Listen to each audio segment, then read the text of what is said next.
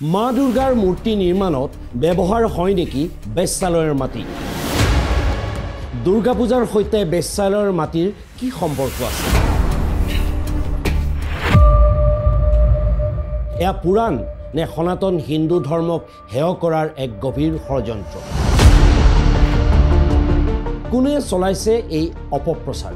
আচলতে সত্য কি? কোৱা হৈছে যে বেশ্যাক দৰ্শন কৰিলে পুণ্য হয়। বেশ্যাৰ ছাঁটোৱে হৈছে তীৰ্থৰ নিচিনা, সমগ্ৰ তীৰ্থৰ ফল প্ৰাপ্তি বেশ্যাৰ ছাঁটো দেখিলেই হয়, ছাঁটোক দৰ্শন কৰিলেই হয়। সেই বেশ্যাক মই নমন কৰিছোঁ।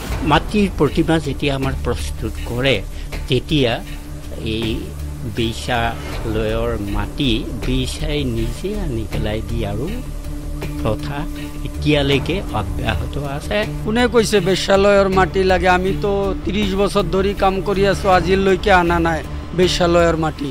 নমস্কাৰ, মই জয়ন্ত কুমাৰ ডেকা। আপোনালোকে চাই আছে সত্য। শাৰদীয় দুৰ্গা পূজা সমাগত। এইখিনি সময়তে প্ৰতি বছৰে চলি অহাৰ দৰেই এটা বিতৰ্ক সন্মুখলৈ আহিছে। মা দুৰ্গাৰ মৃন্ময় মূৰ্তি নিৰ্মাণত বেশ্যালয়ৰ মাটি ব্যৱহাৰ হয় বুলি এক পৌৰাণিক ধাৰণা আমাৰ মাজত প্ৰায় বিৰাজমান হৈ থাকে। পিছে এই ধাৰণাৰ সত্যতা কিমান বাৰু? প্ৰকৃততে দুৰ্গাৰ মৃন্ময় মূৰ্তি নিৰ্মাণত বেশ্যালয়ৰ মাটিৰ প্ৰয়োজন আছেনে? পুৰাণৰ আখ্যানে বাৰু কি কৈছে? নে এয়া সনাতন হিন্দু ধৰ্মৰ ভক্তিবাদৰ বিৰুদ্ধে এক ভুল ব্যাখ্যা? দেৱী দুৰ্গাৰ মৃন্ময় প্ৰতিমা বনোৱা যিসকল খনিকৰ তেওঁলোকে বেশ্যালয়ৰ পৰা মাতি আনি মৃন্ময় প্ৰতিমা গঢ় দিয়ে বুলি এটা মিথ শুনিবলৈ পোৱা যায়। কিন্তু আচলতে সেই কথাটো একেবাৰে মিছা। আমি যদি চাওঁ দেৱদাস চিনেমাখনতো দেখুওৱা হৈছে তেনেকৈ বেশ্যালয়ৰ মাটি বিচাৰি গৈছে। এনেধৰণৰ বহুতো বিভিন্ন কথা আমি শুনিবলৈ পাওঁ যে বেশ্যালয়ৰ মাটি আনি দুৰ্গা দেৱীৰ প্ৰতিমা বনোৱা হয়। একেবাৰে মিছা কথা আচলতে কথাটো। তাৰ অন্তৰালত এটা কাহিনী লুকাই আছে, এটা পৌৰাণিক আখ্যান লুকাই আছে। তাৰ বাবে কোৱা হয় যে বেশ্যা দৰ্শনে পুণ্যম স্পৰ্শনে পাপনাশনম ছায়ায়া সৰ্বতীৰ্থানি বেশ্যাভ্যো নমো নমঃ।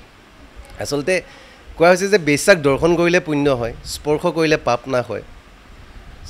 বেশ্যাৰ ছাঁটোৱে হৈছে তীৰ্থৰ নিচিনা, সমগ্ৰ তীৰ্থৰ ফল প্ৰাপ্তি বেশ্যাৰ ছাঁটো দেখিলেই হয়, ছাঁটোক দৰ্শন কৰিলেই হয়।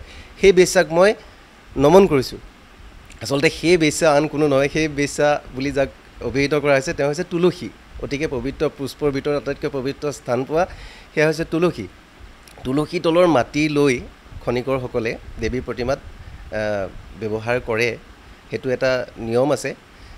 কিন্তু সেই কথাটোকেই যে বেশ্যালয়ৰ মাটি আনে বুলি কোৱা হয়। এইটো তুলসীক নাৰায়ণে যেতিয়া অসতী কৰিছিল তেতিয়া নাৰায়ণে বৰ দিছিল যে তোমাৰ মাটি ছাড়া কাম নহ'ব। তাই এইটো কাৰণে আমি তুলসী গছৰ মাটি লৈ, বেশ্যালয়ৰ মাটি নালাগে নহয়। যদি এয়া সত্য হয় তেনেহ'লে কিয় এটা ভুল নেৰেটিভ প্ৰচাৰ হৈ আছে সৰ্বসাধাৰণৰ মাজত? বেশ্যালয়ৰ মাটি মানে কি? দুৰ্গা মূৰ্তি নিৰ্মাণত আৰু কি কি মাটিৰ প্ৰয়োজন হয়? সংস্কৃত শাস্ত্ৰসমূহত, তন্ত্ৰ শাস্ত্ৰসমূহত এই বিষয়ে কি ব্যাখ্যা আগবঢ়াইছে? অকাল বোধনৰ ক্ষেত্ৰত আমাৰ দুৰ্গা পূজাত শৰৎকালৰ এইটো পোনতে পূজাত আমাৰ কেইটামান বিশেষভাৱে বস্তুৰ প্ৰয়োজন হয়। সেইটো হ'ল বেশ্যাদ্বাৰৰ মৃত্তিকা। যে বেশ্যাৰ প্ৰকৃত অৰ্থ হ'ল অভিশেষত ভৱেত বেশ্যা ন। বেশ্যা কুলতা প্ৰিয়ে, অৰ্থাৎ ঈশ্বৰে বুজাইছে অভিষেকযুক্তা নাৰী, অৰ্থাৎ পূজা অৰ্থনা যোগ্য নাৰীসকলক বেশ্যা শব্দৰে তন্ত্ৰশাস্ত্ৰত প্ৰকাশ কৰা হয়। ৰজা ৰামচন্দ্ৰই শৰৎকালত ৰাৱণক বধ কৰাৰ বাবে প্ৰথম দুৰ্গা পূজা পাতিছিল আৰু তাৰ পিছতেই শৰৎকালত শাৰদীয় দুৰ্গা পূজা হিচাপে আমি উদযাপন কৰি আহিছোঁ এই মা দুৰ্গাৰ পূজা। দুৰ্গা পূজাৰ বিষয়ে পুৰাণত বহু কাহিনী আছে। কাহিনী আছে দুৰ্গা মূৰ্তি নিৰ্মাণত ব্যৱহাৰ হোৱা মাটিৰ বিষয়েও। তুলসী আছিলে মহাসতী, তুলসীৰ গিৰিয়েক আছিলে শংখচূড়। শংখচূড় আকৌ বিষ্ণুৰে অংশ হিচাপে দৈত্যকুলত জন্ম লৈছিলে। আৰু শংখচূড় এনেকুৱা মানে ধ্যান ধাৰণা কৰি তেওঁ তপস্যা কৰি ইমান বলশালী হৈ উঠিছিলে যে তেওঁক কোনেও স্বৰ্গ মৰ্ত্য পাতালত কোনেও তেওঁক মানে মৃত্যুদণ্ড দিব পৰাৰ সক্ষমতা কাৰো নাছিলে। আৰু বিশেষকৈ তুলসীৰ সতীত্বৰ কাৰণে শংখচূড় নিধন কৰাটো বহুত ডাঙৰ কথা হৈ গ'ল, মানে একেবাৰে অসম্ভৱ কথা নিচিনা হৈ পৰিলে। এয়া শিৱপুৰাণত উল্লেখ থকা কথা যে যদিহে কেনেবাকৈ তুলসীৰ সতীত্ব নাশ কৰিব পৰা যায় তেতিয়াহে শংখাচূড়ৰ নিধনটো সম্ভৱপৰ হৈ উঠিব। আৰু তেতিয়া বিষ্ণুৱে, ভগৱান বিষ্ণুৱে শংখাচূড়ৰ ৰূপ ধাৰণ কৰি তুলসী দেৱীয়ে পূজা অৰ্চনা কৰি থকাৰ সময়ত তুলসী আকৌ নাৰায়ণৰ একান্ত ভক্ত, নাৰায়ণকে তেওঁ পূজা অৰ্চনা কৰি থাকে। গতিকে শংখাচূড়ে নাৰায়ণে শংখাচূড়ৰ বেশ ধাৰণ কৰি তুলসীৰ সন্মুখলৈ গ'ল আৰু ক'লে যে মই যুদ্ধত জয়ী হ'লোঁ, দেৱতাসকলৰ লগত যুদ্ধ কৰি মই জয় লাভ কৰিলোঁ। তেতিয়া পূজা সীমান্তে সামৰি তুলসী দেৱীয়ে যেতিয়া স্বামীৰূপী দেৱতাক পূজা কৰিবলৈ আৰম্ভ কৰিলে, সেইখিনিতে তুলসীৰ সতীত্ব হানি হ'ল বুলি ধৰা হ'ল। কাৰণ নিজৰ স্বামীৰ বাহিৰে তুলসীয়ে কোনো পৰপুৰুষৰ স্পৰ্শ কৰা নাছিলে, পৰপুৰুষক পূজন কৰা নাছিলে। গতিকে নাৰায়ণৰ হাততেই তুলসীৰ সতীত্ব হানি হ'ল বুলি প্ৰবাদ আছে।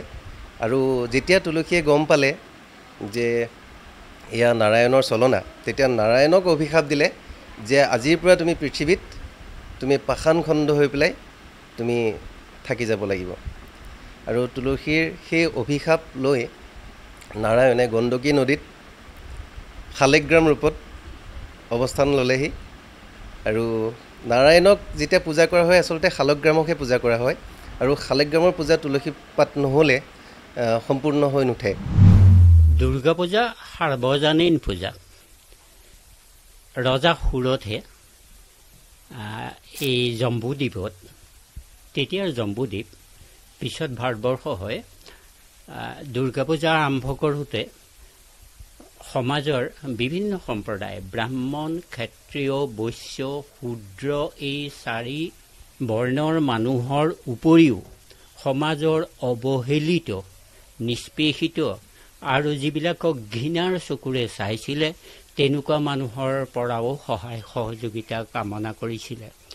আৰু তাৰ ফলস্বৰূপে তেওঁ মৃন্ময় মূৰ্তিৰে যেতিয়া পূজা আৰম্ভ কৰিছিলে, তেতিয়া প্ৰথম অৱস্থাত তেওঁ এঘৰ বেশ্যা সম্প্ৰদায়ৰ মানুহৰ ঘৰলৈ গৈ মাটিৰ বাচন প্ৰস্তুত কৰিবৰ কাৰণে আনি থোৱা মাটি আনি সেই বেশ্যাগৰাকীকো পাপৰ পৰা উদ্ধাৰ কৰাৰ লগতে সমাজত সাম্যবাদৰ যিটো সূত্ৰ সেইটো তেওঁ তেতিয়াৰ দিনতে বৈদিক যুগতে ই প্ৰচলন কৰিবলৈ চেষ্টা কৰিছিলে। ই এটা মহান আদৰ্শ।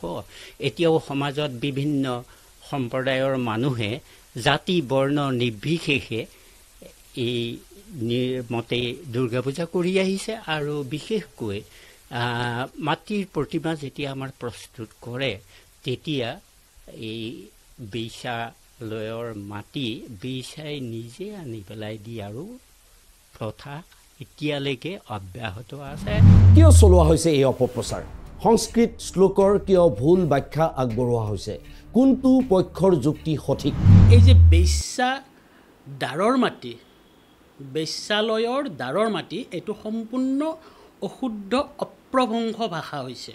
যিসকলৰ মুখে মুখে মানে অপপ্ৰচাৰ চলি আছে, অপসংস্কৃতি কৰিছে, সনাতন হিন্দুক অপৰিভাৱে বেয়া ভালে পৰিসীমিত কৰে, তাক উপলুঙা কৰে। বিভিন্নজনৰ বক্তব্য শুনাৰ পিছত আপুনি নিশ্চয় উমান পাইছে যে প্ৰকৃত সত্য কি। আপুনিও হয়তো এই বিষয়ত আন কিবা বহুতো বেলেগ কাহিনী জানে। তেনেহ'লে পলম নকৰিব, আপুনি জনা কাহিনী লিখিব পাৰে আমাৰ কমেণ্ট বক্সত। খোলা আছে আমাৰ কমেণ্ট বক্স।